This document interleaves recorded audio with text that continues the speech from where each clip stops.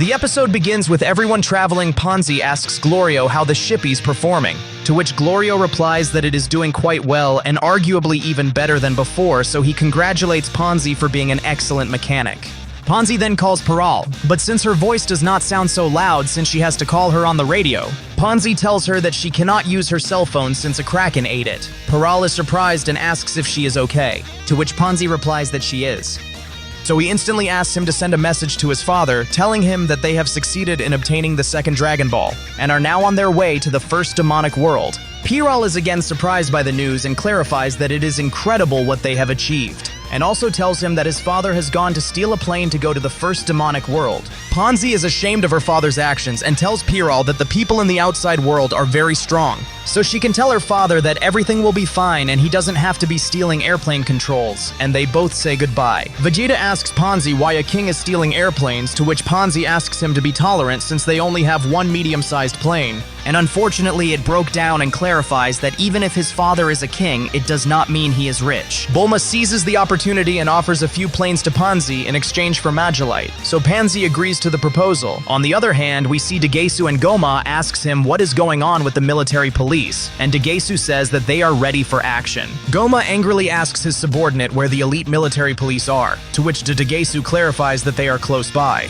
and points to some police officers who look like terrible smoke, peddlers who only eat candy and ice cream. The elite police notice Goma's presence, so they stop what they are doing and present themselves in an awkward manner. First, Kadam, who is the captain, is introduced, and then Danima, Hylia, Mashim, and finally Gaimoi, who is the heavyweight of the organization. Obviously, Goma finds it ridiculous. Although the elite military police think it's cool what they did and instantly start blowing up everything around them like. After the presentation, Kadam asks Goma why they require the elite military police. So Goma explains that a group of insolent people may try to invade the place. Kadam makes it clear to Goma that these impudent people are. Dagesu instantly takes the floor and explains to them that the enemies are coming from the second demonic world. But since they have disabled the Warp Sama, they will not be able to enter.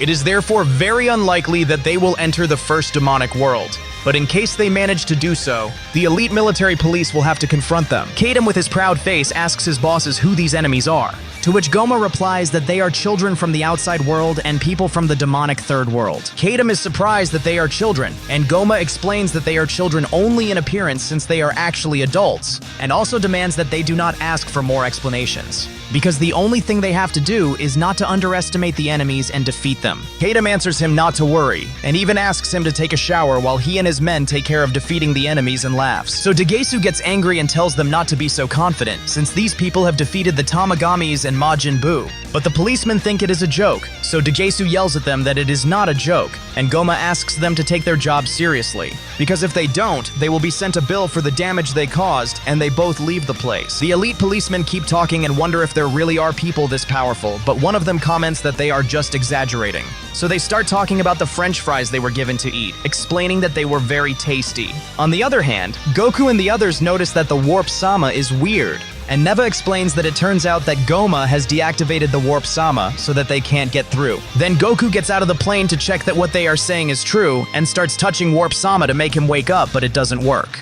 Bulma asks Hybis if they are really not going to be able to get to the first demonic world. For that reason, he answers that indeed they will not be able to. Then Shin explains that the entrance to the first demonic world is blocked by the light shield they are observing. So Goku decides to use his power pole to get close to the shield. But Ponzi warns him not to be an idiot because if he touches that shield, he will die. When Goku touches the shield with it, he receives an electric shock and falls into the abyss. At once, Neva intervenes and says to himself that since he is here, maybe he can give the demonic realm a little airing. Then Piccolo asks him what on earth he intends to do.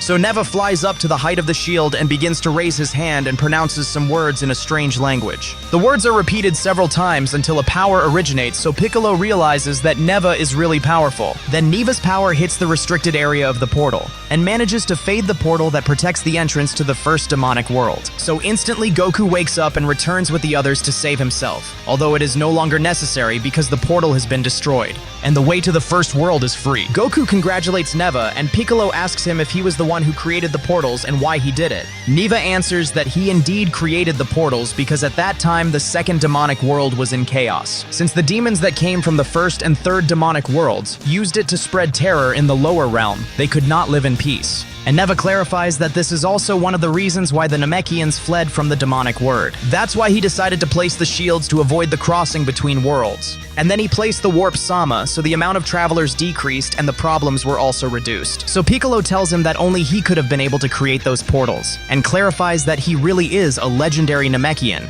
Goku tells everyone that it is time to go to the first demon world, and on the other hand, Degesu notices that something is going on and asks Goma if he felt anything strange a moment ago. Goma does not understand what he is referring to, and Degesu comments that it sounded like the wind.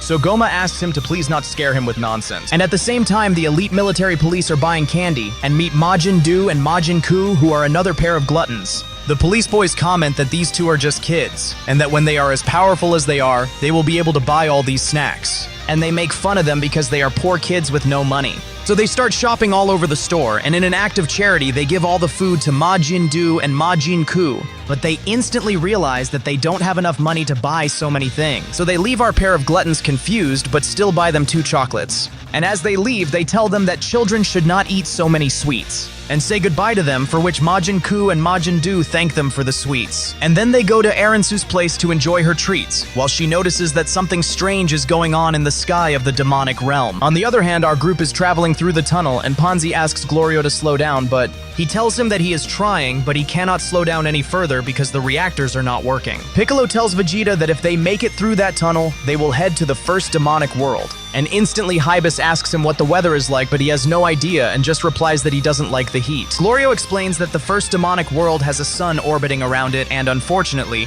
it turns out that at this time of day the temperature is 60 degrees. So Piccolo replies that it's okay because if the plane breaks down, they will be able to fly. While Bulma is scared, as that's a lot for an Earthling, but then she realizes that Vegeta will take her, so she doesn't worry.